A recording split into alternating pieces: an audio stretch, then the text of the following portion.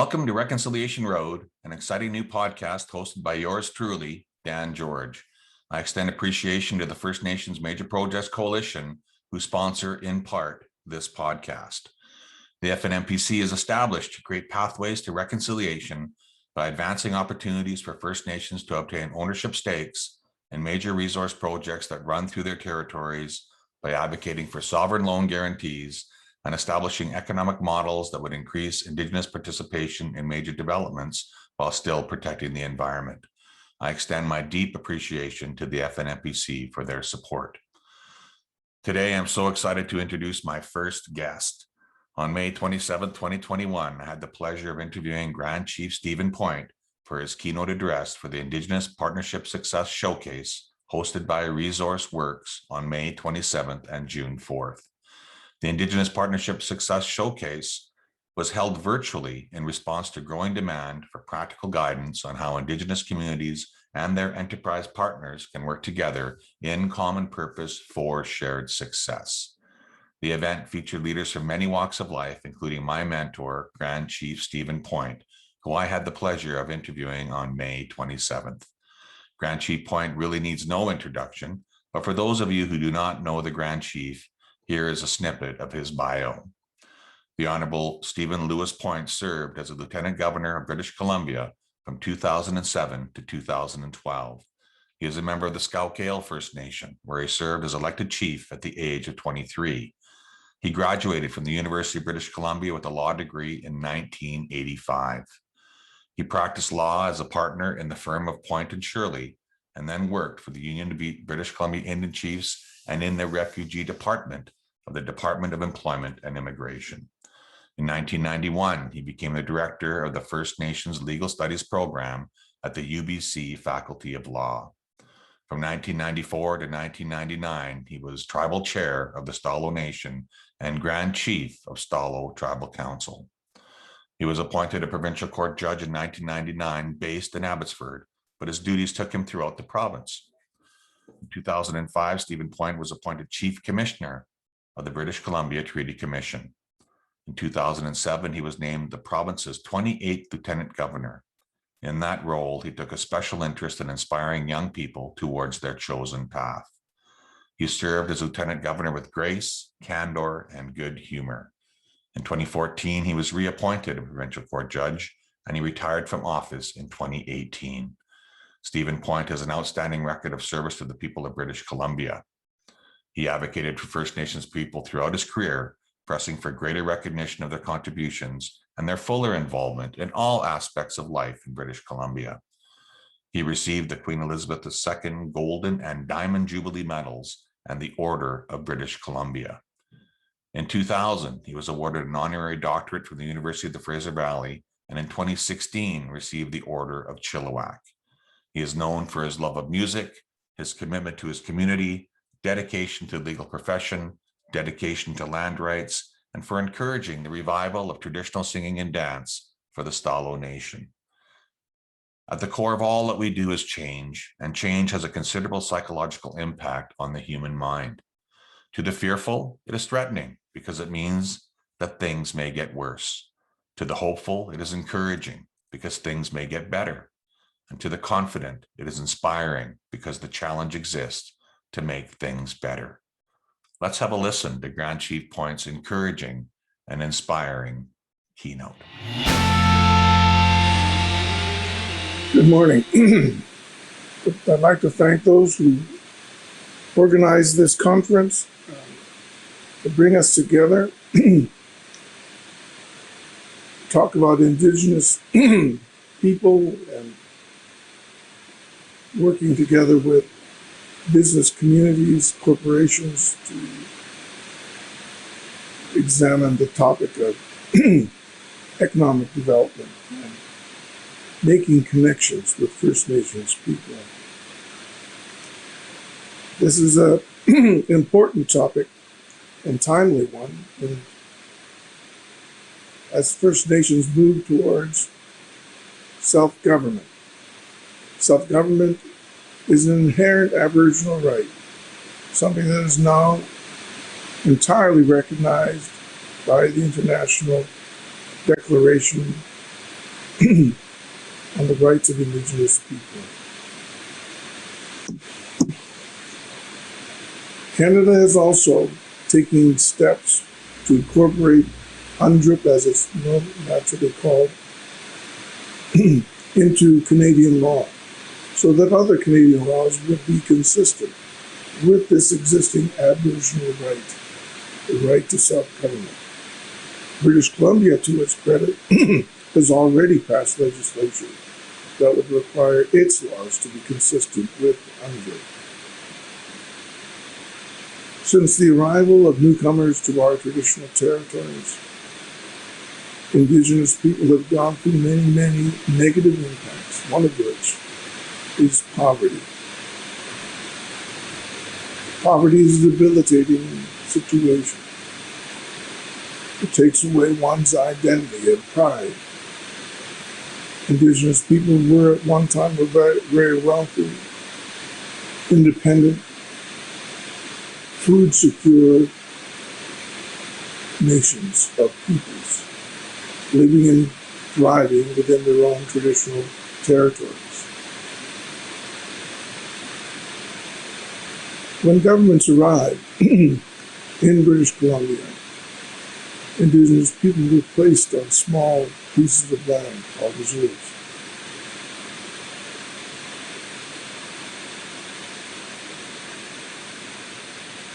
Our economies, which were land-based, were eventually obsolete as companies and corporations took up the land for things like forestry, mining. Indigenous people were forced to live on scraps of funds for social services.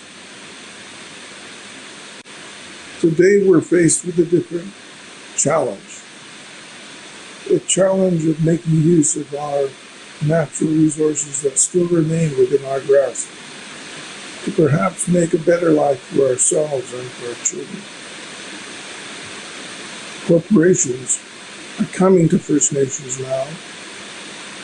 Not only are they willing to work with First Nations, but they're willing to work under their political regimes, making agreements, acknowledging that they have rights.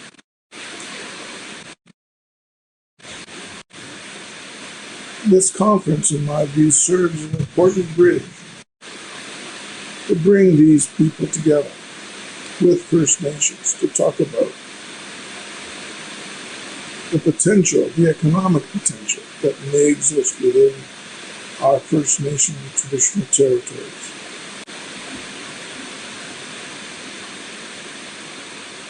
These corporations ought to understand and be patient. First Nations have been lied to in the past. They haven't been treated well.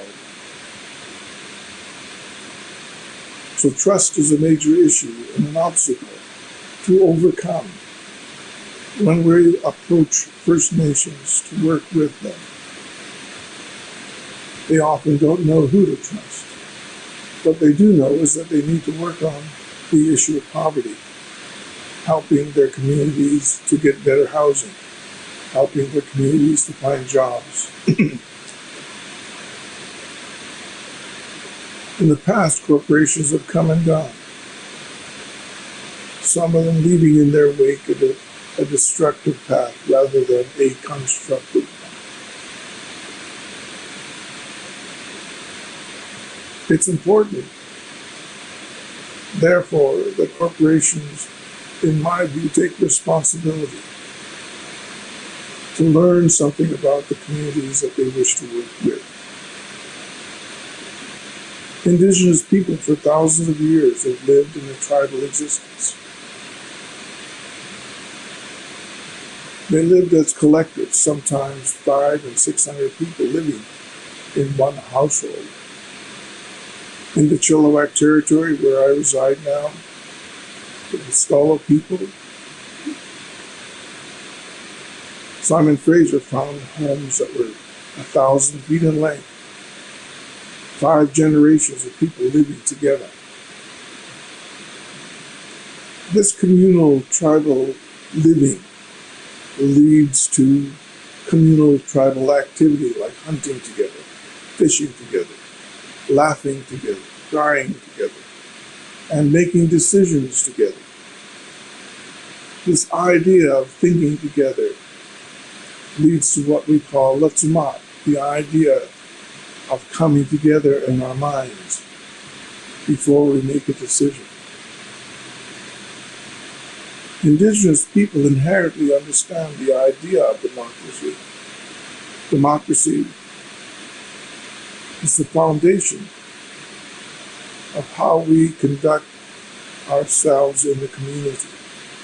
Our leadership understands that although they speak for us, it is the power of the people that moves and makes decisions. This concept is reflected in the Iroquois Confederacy, which was then reflected in 1776 when the United States created its own Declaration of Independence.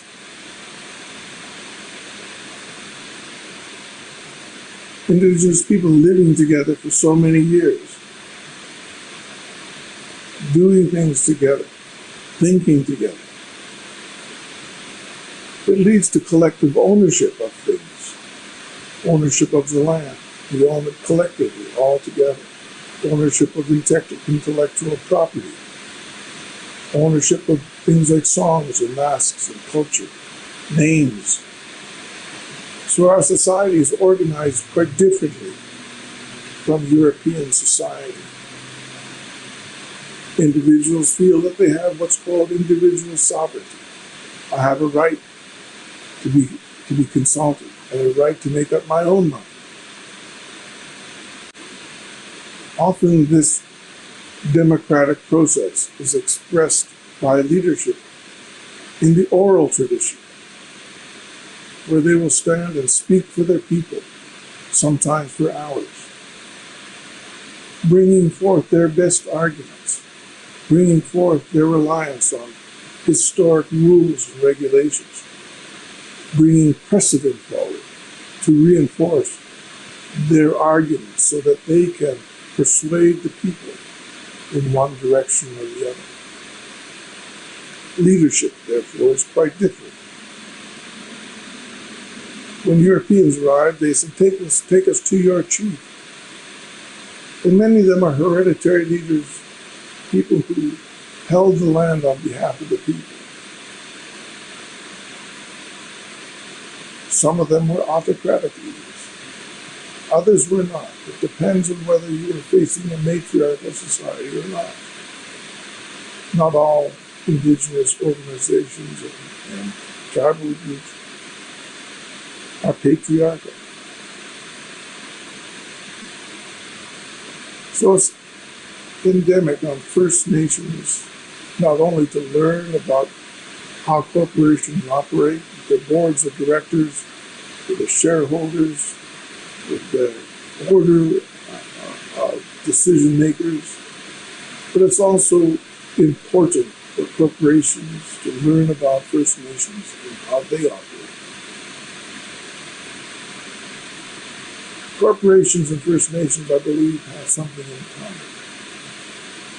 A desire to move forward on their own agendas. But I encourage you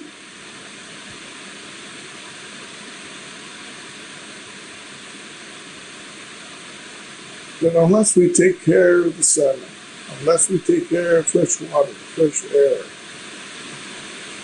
unless we don't be very concerned, we must be very concerned about the environment. What we have will not last long. Money does not last long. What is here forever is the land, a gift to us from the Creator.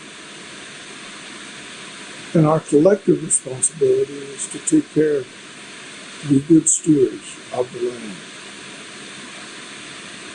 Indigenous people see life in everything, the animals, the rocks, the air, And we praise all of these things and thank them through song and prayers. We see them as our equals, as brothers and sisters. The Bible talks about Adam giving names to all of these things, all of the animals, and having dominion over the animals. Indigenous people do not see it in that way. We are equal to all of these things.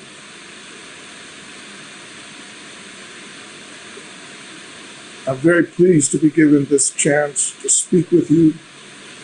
I've recently been appointed as a board member I participate in this conference, the Vancouver International Arbitration Center. They're very keen and very interested in the outcome of this conference, as I believe all of the participants. And I hope and pray that you'll come away from this conference a little bit more enlightened, a little bit more challenged, yet also energized in working with First Nations to improve our economic situation in Canada. Thank you.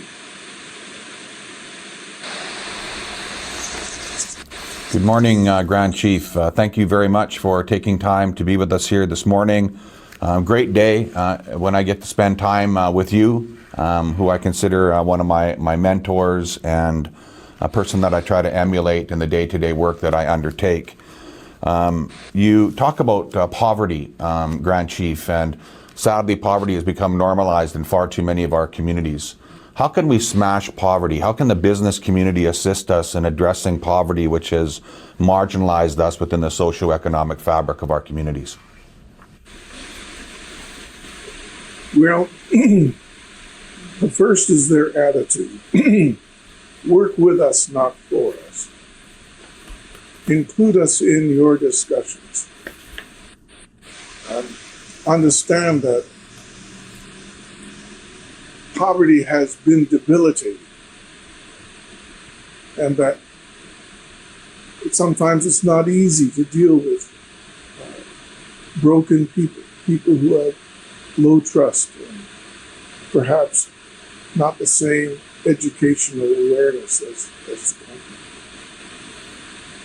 But you can't break a man's leg one day and blame him for limping the next. We have to understand where our First Nations are coming from. And I think that it's very important to begin with a protocol agreement. Setting down on a piece of paper our common expectations and how we're going to work together. Something that they can refer back to when times get a little rough. Because too often I think corporations have come and gone. And we have not taken responsibility. First Nations are here for the long run. We're not here just for a few days.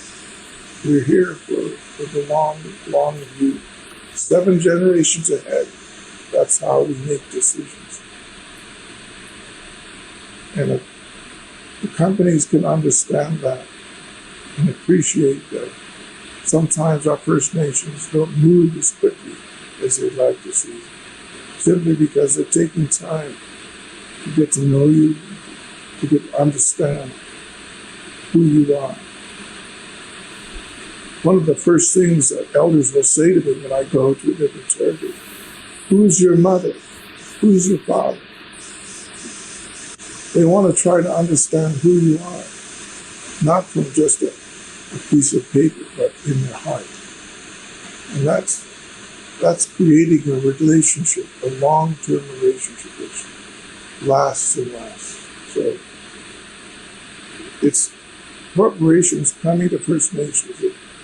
They've done some homework and they've looked at who they're dealing with. I think they'll achieve a greater level of success. Thank you, Grand Chief. A core value you mentioned in your comments, a core value that we are taught as Indigenous people is that when you take care of the land will take care of you. And so often within the province of British Columbia, and indeed throughout Canada and the world, we have this battle between the economy versus the environment, rather than economy and the environment. From your perspective, can we develop the economy while at the same time still taking care of the environment that sustains us? Absolutely. There's nothing wrong with utilizing our natural resources to improve our standard of living. But there's an approach that we need to take, that we understand that these things are alive and that we need to show respect for them, to give them space, to leave them enough time to regenerate and to grow again. And when we have this different mental conception in our minds as we approach economic development, it changes the way we do things. It changes the way that we make use of those special gifts that the Creator has given us. I see too often that, especially in some mining corporations, they don't leave enough places so that the tailings can properly be dealt with. It may not make enough clay foundation so that the waste doesn't leak into the water systems. And if we're too concerned about just making a profit and not balancing that with protecting and preserving the environment, then it's a short-term gain for a long-term loss. And we all should be in it for the long haul. We all should be here with a long view. Because if we're thinking that we can get to another planet, an exoplanet, not everybody's going to go. I'm not going to go. Excellent. Thank you. Stephen, Indigenous peoples have been fighting for the recognition of our title, our rights, and our place within Canadian society. And you have been at the forefront of that fight for decades now. Given that our theme for the event is economic reconciliation and partnerships, I'm going to kind of ask you a chicken and egg question here, Stephen. What do you think needs to come first? Economic prosperity for our people, or the recognition of our title and our rights? Well, the recognition of our title and rights has got to precede anything that we do. It has to come first. You know, our Indigenous people, we've been ignored. The government made it a law that we couldn't hire lawyers to fight for our rights. The lawyers could be disbarred for fighting with Indigenous people. Our rights were suppressed, and therefore we were marginalized at the edges of the economy.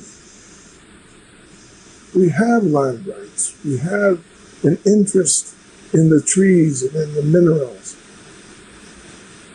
If our people had been given that recognition earlier, we wouldn't be facing the tremendous overbearing social issues we are now facing.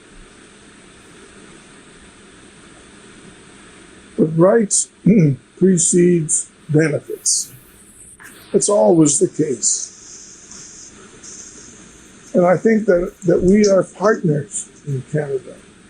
We have been partners with Canada since the very beginning. They came to our country. We have the land and resources. They began to collect the furs, cut down the trees. It's just that their partners, the Indigenous people, not receive fair share of the benefits of their own traditional lands, their own territories. And so the recognition of our Indigenous rights to the land has to come first. And it's important to incorporate this recognition in any kind of MOU or memorandum of understanding when we first begin dealing with First Nations. Thank you. And the recognition of our people has to also include the recognition of the rich and vibrant role of women within our society. And my people, the Wet'suwet'en, are a matrilineal society. I introduced myself as a member of the Gilsekyu clan because my mother Clara was a member of the Gilsekyu clan, Big Frog clan. I follow her. You and your beautiful wife Gwen. Gwen is a powerhouse as well. And can you tell us a little bit about the important role that women play in Indigenous governance structures? In our households, it's the men that fought for the land. They often stayed outside of the longhouses all their life. They would be called in for sleeping and for eating, but the men, every one of them were warriors for our nation. The women owned the house.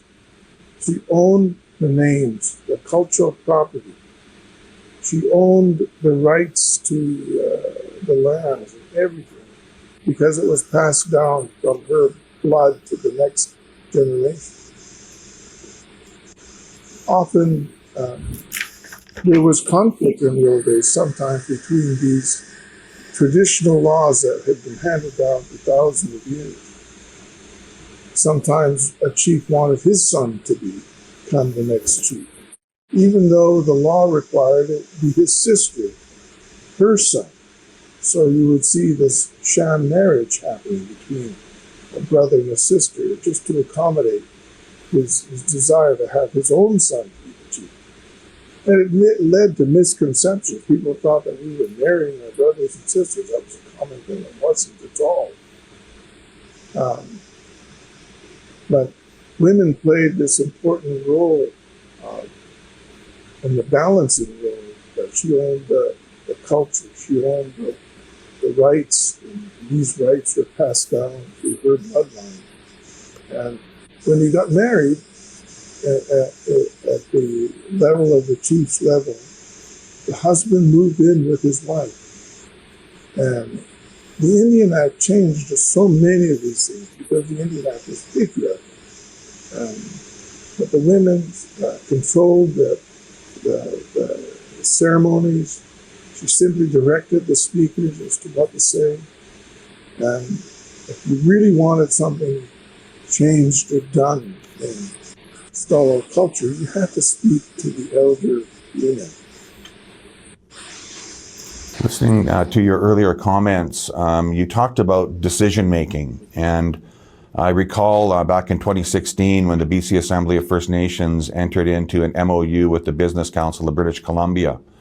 And my recollection is that the BCBC was interested in two things primarily. One, how do you govern yourselves? And the second was, how do you make decisions?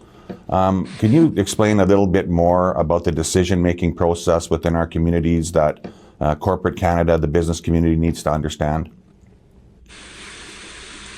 Yes, this is something that anthropologists often overlook. They were so interested in canoes and stone points, that sort of thing. But decision making is a reflection of the way that we have lived for thousands of years as a collective. When you live with somebody, and if you've ever met an elderly couple, they've been together for maybe 60 years, they tend to speak less and they move their head this way or they put their hand this way. And the other person will automatically understand, I need to get this person a coffee or something. In other words, they're so comfortable with one another, they don't always have to express what's on their mind.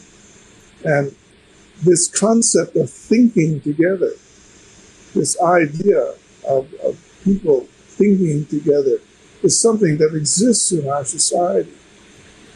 When it was time to go and hunt for deer, they didn't need to have a meeting and sit down and pass a resolution about that. People understood because they've been doing it for 500 years. They knew when it was time to go hunting. They didn't need somebody to tell them.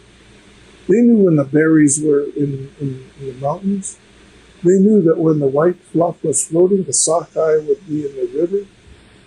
They'd watch the signs. They knew when the sun was in a certain place, the stars were in a certain alignment, that's when you had to go and do certain things. And people thought together for thousands of years. I mean, that's how they would make their decisions as well. But when something new came up, something brand new, I know that the young boy, Louis Samuels, who was hung by a group of American white citizens from Nooksack. And the chiefs got together. They called the leaders, the Siams of the families, the head of the families together. And they said, what are we going to do about this? Should we go and attack the Nooksack community? And so they deliberated. They talked amongst one another, the pros and cons. And in the end, they decided that it wouldn't be prudent. It wasn't a good thing to do. And this process of decision-making allows for every individual to speak. In our culture, you didn't have the right to speak until you were a grandfather, a grandmother. And then you could voice your ideas.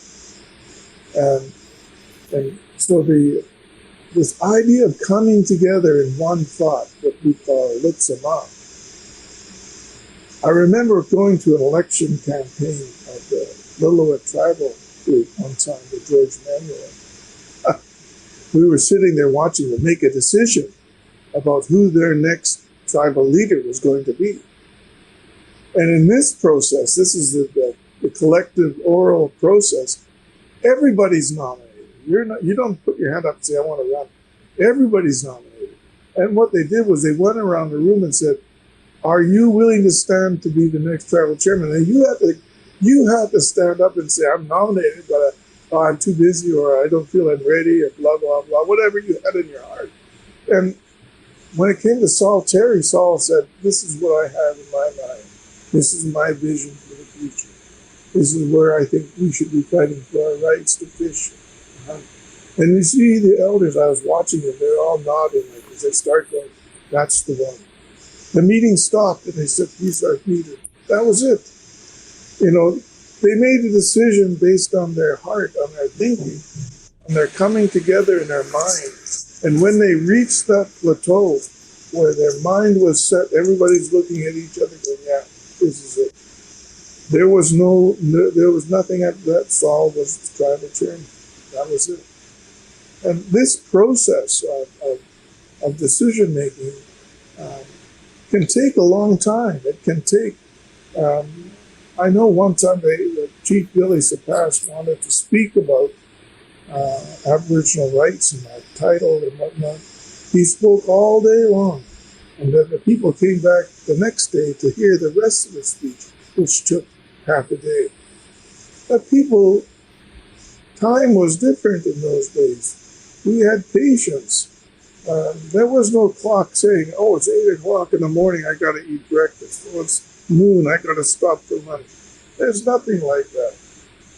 People ran on a biological clock. They ran on the sun when it was time to get up, the sun when it was time to go to bed. They ran on the seasons. This is the flies are waking up now. Oh, we got to go look for stinging them. They knew all of these things for thousands of years, and so our lifestyle was quite different in the old days, and decision-making was quite different. It was the ultimate democracy, in my view, the ultimate idea that everyone has a say, and you have a right to speak and a right to have your own thoughts. And in the end, what we try to accomplish is everyone's mind coming together. When that was achieved, then the decision was made. Mm-hmm. Thank you so much for spending time with us this morning, Grand Chief Steven Point. I raise my hands in respect. I honor you and I hold you up. A couple of key takeaways for our audience. Do your homework. We're not a homogenous group of people.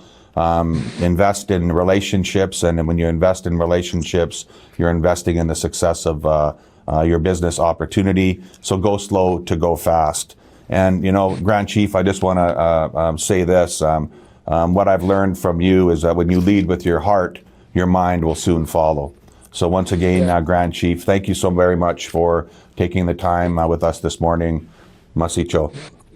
Okay, thank you very much, man. Bye-bye. Thank you.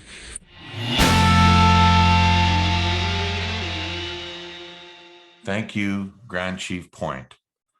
As noted by the Grand Chief in his comments, leaders today must be able to harness ideas, people, and resources from across boundaries of all kinds. That requires reinventing their talent strategies and building strong connections both inside and outside their organizations. To get disparate players to work together effectively, they also need to know when to wield influence rather than authority to move things forward, and when to halt unproductive discussions, squash politicking, and make final calls. Differences in convictions, cultural values, and operating norms inevitably add complexity to collaborative efforts, but they also make them richer, more innovative, and more valuable. Getting that value is at the heart of collaborative leadership. Collaboration is the natural byproduct of leaders who are passionately curious, craving new insights, and suspecting that others have them. Collaborative leaders are modestly confident, bouncing ideas off others without turning it into a competition. Collaborative leaders are also mildly obsessed, caring more about the collective mission than about how achieving it will benefit their personal fortunes. Thank you, Grand Chief Point, for your decades of collaborative leadership to British Columbians and for reminding us that long-term reconciliation will only occur when we educate ourselves, recognizing that when we know better, we can do better. On a humorous note, what you didn't see was all of the technological challenges we went through to record this conversation with the Grand Chief. We started the conversation. We stopped it. We started it again. We stopped it. We started it again due to poor connectivity. We asked the Grand Chief to adjust his computer, change his headphones, change his lighting, to do this, to do that. During all this problem solving, he smiled, humming a tune, staying present in the moment. I said to myself, now that man is a chief. I strive to achieve his peaceful strength, as in the same circumstances, I would have been lighting my hair on fire. Grand Chief Steven Point is a wonderful human being, and I am blessed to call him my friend and my mentor. Thank you for taking the time to listen in to this episode of Reconciliation Road. Please join me in future episodes where I will introduce exciting change agents who are pushing the dial on reconciliation. Until then, stay safe and keep standing in the light. Masicho.